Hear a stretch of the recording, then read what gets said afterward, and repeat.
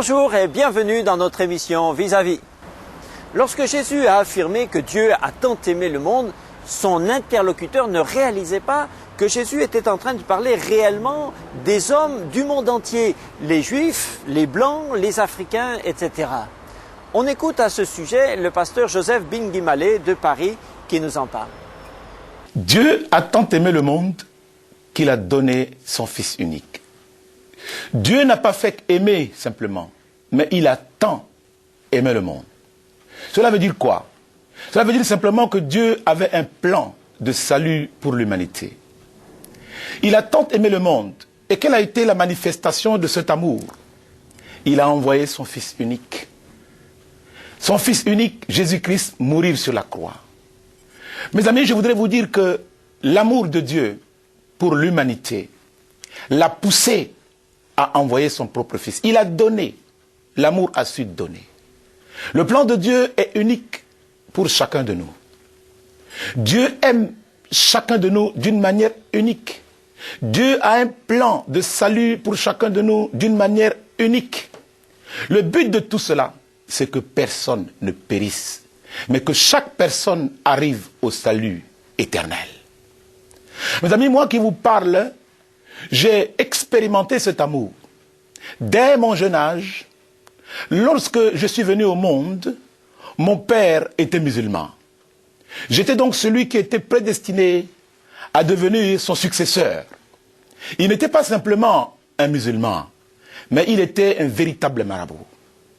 Et moi qui suis le dernier de la famille, il a tout fait pour m'envoyer à l'école coranique, afin que je puisse devenir moi-même marabout.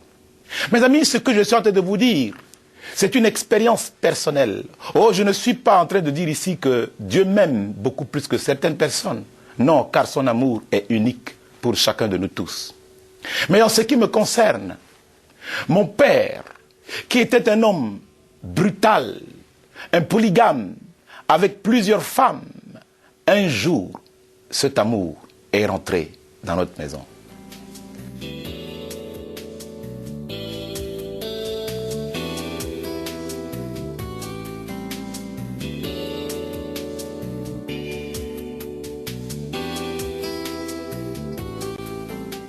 L'amour de Dieu est rentré un jour dans notre maison.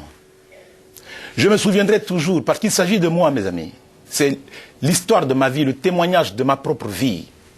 Cet amour a franchi le seuil de ma porte, alors que ma mère, qui était une femme soumise, la toute première femme, et vous savez, dans l'islam, la première femme est celle qui choisit les autres femmes pour son mari. Et ma mère, dans ce choix difficile, elle a su choisir des rivales. Mais un jour, elle s'est réveillée chez nous d'un rêve qu'elle a eu. Et dans ce rêve, elle disait ceci: j'ai vu quelqu'un qui est venu cette nuit me demander d'aller me faire baptiser par Jean le Baptiste. Mes amis, ma mère était une femme illettrée. Elle ne connaissait ni lire ni écrire. Cependant, elle s'est réveillée avec un nom, le nom de Jean le Baptiste. Et comme elle décrivait cette personne comme étant une personne habillée de blanc, avec une ceinture, elle s'est donc présentée dans une église catholique, où elle a vu un prêtre à qui elle a raconté son rêve. Mais ce prêtre ne l'a pas cru. Elle a eu à la prendre comme une folle. Mais cependant, elle était déterminée à être baptisée par Jean le Baptiste. Alors elle a demandé à ce prêtre, mais qui est le représentant de Jean le Baptiste? Puisque le prêtre venait de lui dire que Jean le Baptiste était celui qui avait baptisé Jésus. Surprise. Elle ne savait pas qui était Jésus. Alors elle demande, mais qui remplace Jean le Baptiste sur cette terre? Puisque l'homme que j'ai vu dans mon rêve était habillé comme vous. Et le prêtre lui a dit, je ne sais pas, mais la seule chose que je peux vous conseiller, c'est de faire les classes de baptême ou aller à l'école, au catéchisme pour avoir votre baptême. Et c'est ce qu'elle a fait, mes amis. Elle a accepté de se mêler à ses enfants de 10, 11 ans, 9 ans quelquefois, pour avoir absolument son baptême. Voyez-vous comment le plan de Dieu pour le salut est rentré dans la maison de mon père. Et ma mère a commencé à aller au catéchisme. Elle suivait assidûment ce catéchisme. Et un jour, lorsque mon père a appris cette nouvelle, il était tellement furieux qu'il a cherché à savoir qui était cet homme qui a su détourner sa femme de la religion musulmane. Il a commencé à mener son enquête et c'est là qu'il a découvert que le lieu où il se réunissait, c'était autour d'une croix. Il était très en colère, qu'il a pris sa hache, il s'est présenté à cet endroit et il a abattu la croix. Et pour lui, c'était un moyen de se venger. Il croyait se venger. Mais mes amis, comme je vous le disais, lorsque le plan de Dieu pour le salut se met en place pour un homme, quel que soit l'homme, quelle que soit la personne, ce plan fonctionnera. Que vous le vouliez ou que vous ne le vouliez pas. Car Dieu est souverain. Il fait ce qu'il veut, quand il veut et comment il veut.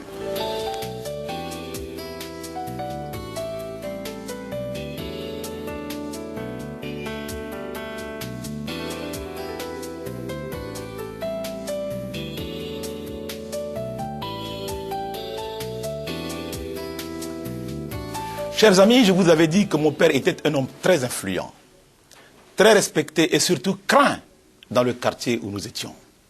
Craint pourquoi? À cause de ses fétiches, à cause de ses gris-gris, à cause de ces choses que nous avions chez nous et qui terrorisaient tout le monde. Je ne vous ai pas parlé simplement d'un homme qui était simplement un imam ou un marabout, mais c'était un homme très puissant, mystiquement, je veux dire.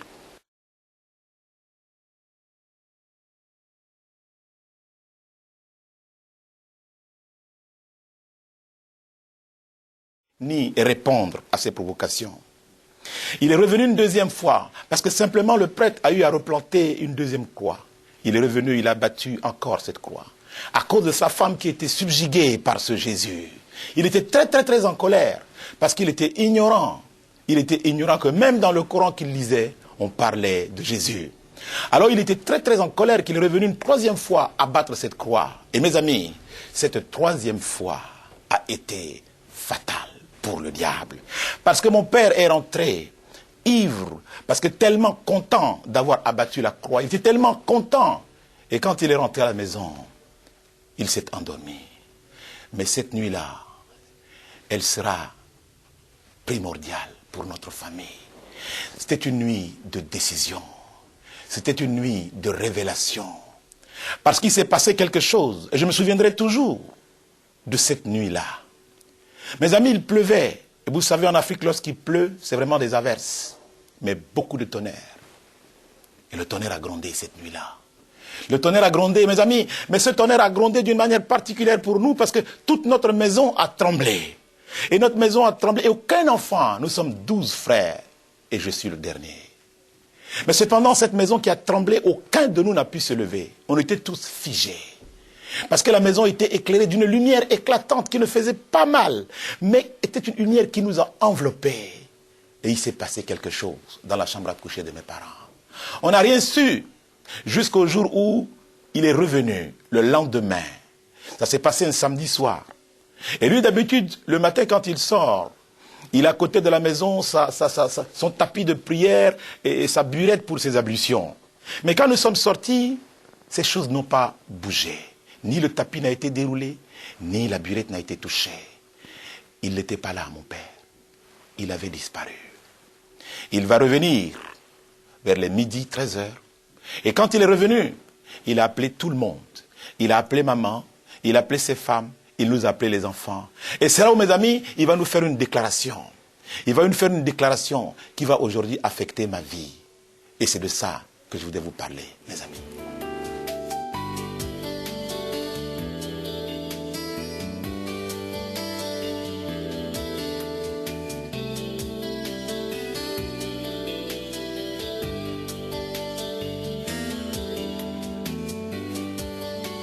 Alors mon père va rassembler toute sa famille et va faire cette déclaration. Il nous dit, mes enfants, savez-vous ce qui s'est passé cette nuit? Il pose la question à ma mère qui était là. Sais-tu ce qui s'est passé cette nuit? Et ma mère lui dit non. Il dit, le propriétaire de la croix que j'ai abattue est venu cette nuit. Il nous a dit qu'il servait des dieux depuis des années, 30 années qu'il avait en son service ces dieux, ces démons, qu'il utilisait comme ses messagers. Tous les mois, il fallait offrir à ces esprits une vache, un mouton ou autre. Et s'il n'y en avait pas, il allait se servir chez le voisin. Pendant 30 années, mes amis. Et il dit que cette nuit-là, le propriétaire de la croix qu'il a abattue est venu. Et il l'a appelé par un nom que personne ne savait. Ni ma mère ne connaissait pas ce nom. C'était sa propre mère à lui qui lui avait donné ce petit nom. Vous savez, on a tous des petits noms que nos mamans nous donnent quand nous sommes petits, pour se familiariser avec nous. Et cette nuit-là, le propriétaire de la croix est venu. Et il a appelé mon père par ce petit nom. Et il lui a dit, sais-tu seulement ce que c'est que la croix? Si tu savais seulement ce que c'est que la croix. Et mon père disait qu'il avait été suspendu du lit. Il était entre le toit et le lit. Il était suspendu. Et là, il entendait une voix qui parlait. Mais selon sa description, il disait que c'était une voix qui résonnait comme une voix des cavernes.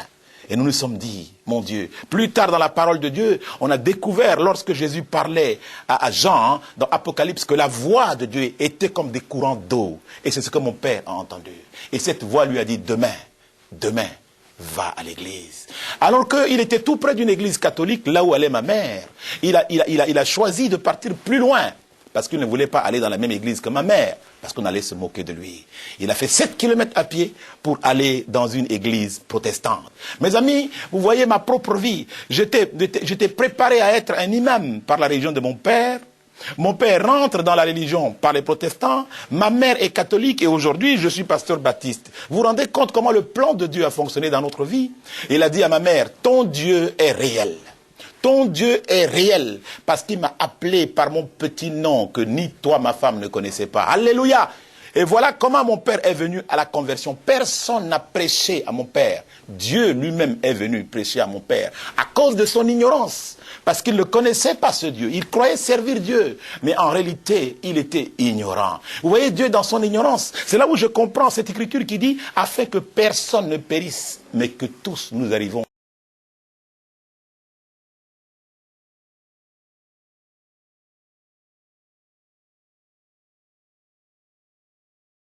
C'est pourquoi je vous dis que Dieu a tant aimé le monde. Tant aimé le monde.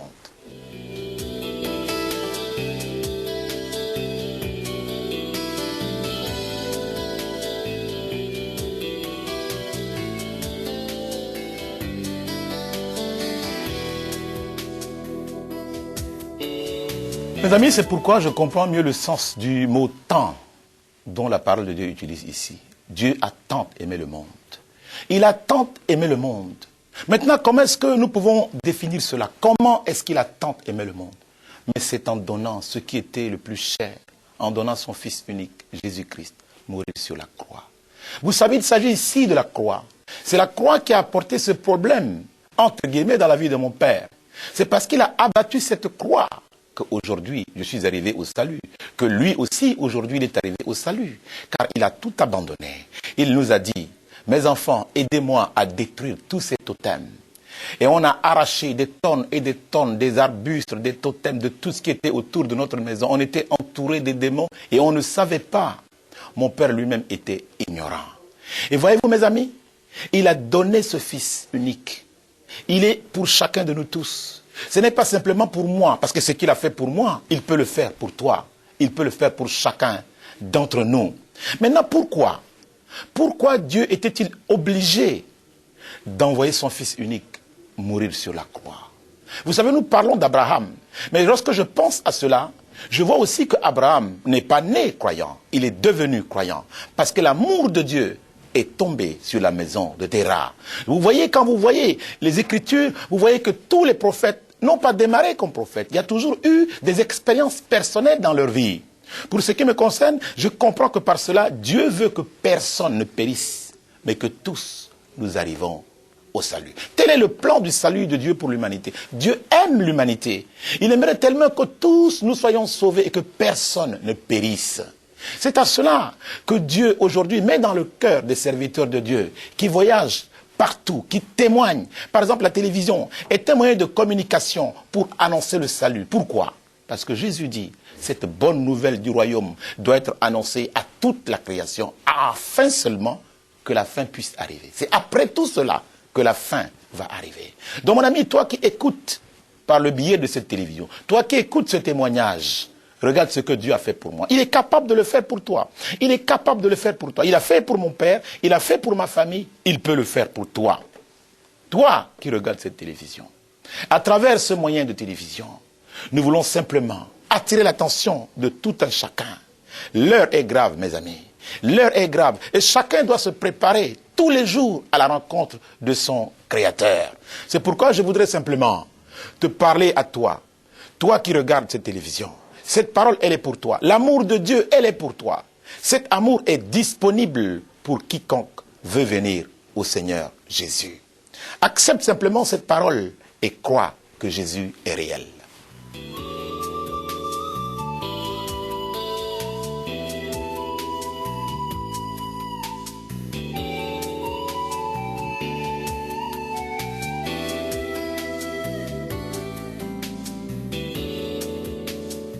Mes amis, vous comprenez le sens de cette parole. Dieu a tant aimé le monde qu'il a donné son Fils unique, afin que quiconque croit en lui ne périsse point, mais qu'il ait la vie éternelle. Vous voyez que le plan de Dieu pour le salut est d'abord le donner. Il a donné son Fils unique. Pourquoi? Afin que quiconque, c'est à la portée de tout un chacun. Vous voyez, mon père était un musulman. Oh, je n'essaye pas ici d'écraser telle ou telle personne, mais je vous parle de mon expérience, de ma propre vie. Mon père était ignorant, mon père ne comprenait pas, mais cependant, l'amour de Dieu est descendu dans notre maison à cause de notre ignorance. Mais aujourd'hui, il y a plusieurs manières. Il y a des personnes qui viennent quelquefois vous parler de Jésus. Et beaucoup de personnes disent, oh mais moi, je connais Dieu, parce que mes parents sont chrétiens. Mais mes amis, tu ne peux pas aller au ciel à travers la connaissance de tes parents ou à travers le salut de tes parents. Le salut est individuel et le salut est à la portée de tout un chacun. Vous voyez, si mon père n'avait pas fait ce geste qui était contre Dieu, le but c'était aller contre Jésus. Mais Jésus a répondu à mon père par l'amour. Alors voyez-vous, nous essayons simplement de gagner des âmes pour le Seigneur. Nous essayons simplement de vous parler de ce Jésus qui aime et qui est capable de pardonner, et qui est capable de sauver, parfaitement de sauver. Mon ami, la parole de Dieu déclare que comme Moïse a élevé le serpent d'airain dans le désert, aujourd'hui, Jésus est élevé sur les nations. Voyez-vous, je reviens d'Israël, et vraiment, ce que j'ai vu dans ce pays, on se rend compte que Dieu agit partout. Dieu agit partout. Dieu agit dans le monde entier. Dieu parle dans le monde entier. Partout où nous allons maintenant, on parle du salut. On parle du salut. C'est pourquoi, par ces moyens de télévision, qui sont des moyens de communication. Oh, que Dieu bénisse les techniciens de télévision, que Dieu bénisse les ingénieurs de télévision, parce que par ce moyen, toute l'humanité sera informée de l'amour de Dieu qui pardonne. Et Dieu ouvre ses bras de la même manière où le Père a ouvert ses bras en attendant le Fils prodigue. Les bras de Dieu sont ouverts pour attendre tous ces enfants qui doivent revenir à lui. Car c'est le désir de Dieu, afin que personne ne périsse, mais que tous puissent arriver à la vie éternelle. Et Dieu t'attend.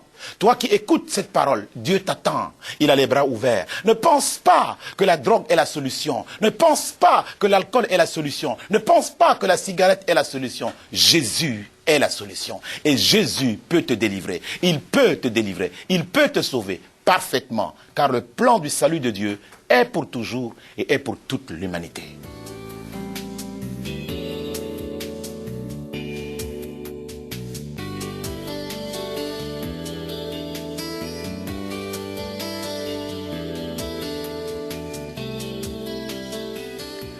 Mes amis, si toi et moi, si quelqu'un nous demandait d'offrir notre propre fils pour le salut de quelqu'un que nous ne connaissons pas, je crois que toi et moi, nous réfléchirons par deux fois.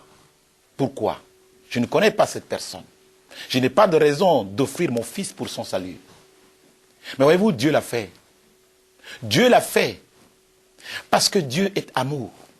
Et son amour pour chacun de nous ne peut pas se mesurer. Il a tant aimé le monde. Il a tant aimé le monde qu'il a su sacrifier son fils. Mon ami, ne pense pas que Dieu était insensible à la mort de son fils. Non, mais il savait que cette mort allait apporter beaucoup d'enfants à Dieu. Allait apporter beaucoup d'autres enfants à Dieu. Il n'a pas été insensible. Je crois qu'il a souffert de la même manière que toi et moi lorsque nous perdons un être cher. Et Dieu a souffert. Dieu a souffert de cette séparation. Dieu a souffert de cette mort ignoble sur la croix. Mais cependant, il a accepté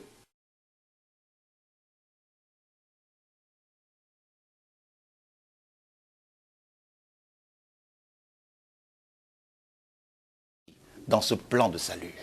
Le nom de tout et chacun est inscrit dans ce plan de salut.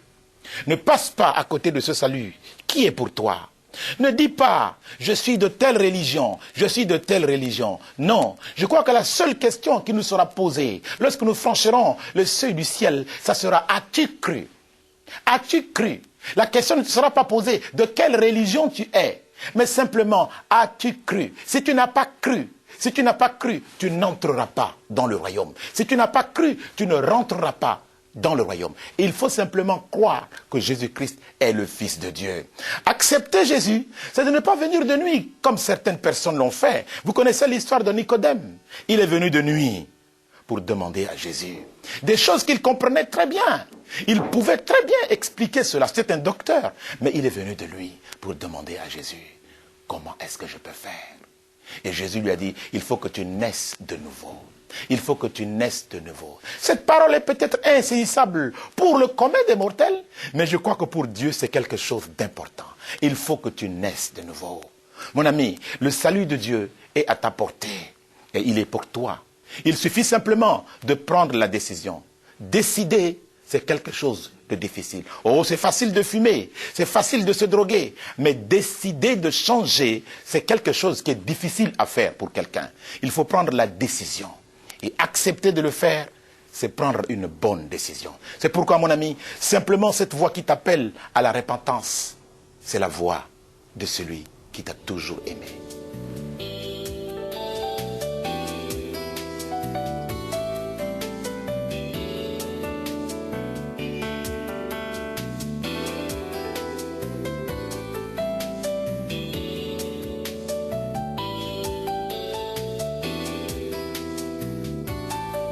Chers amis, la bonne nouvelle du royaume, selon la parole de Dieu, sera prêchée dans tout le monde entier.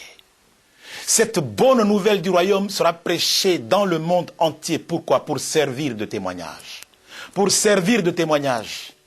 Voyez-vous, par ces moyens de technologie, cette bonne nouvelle rentre directement dans votre salon.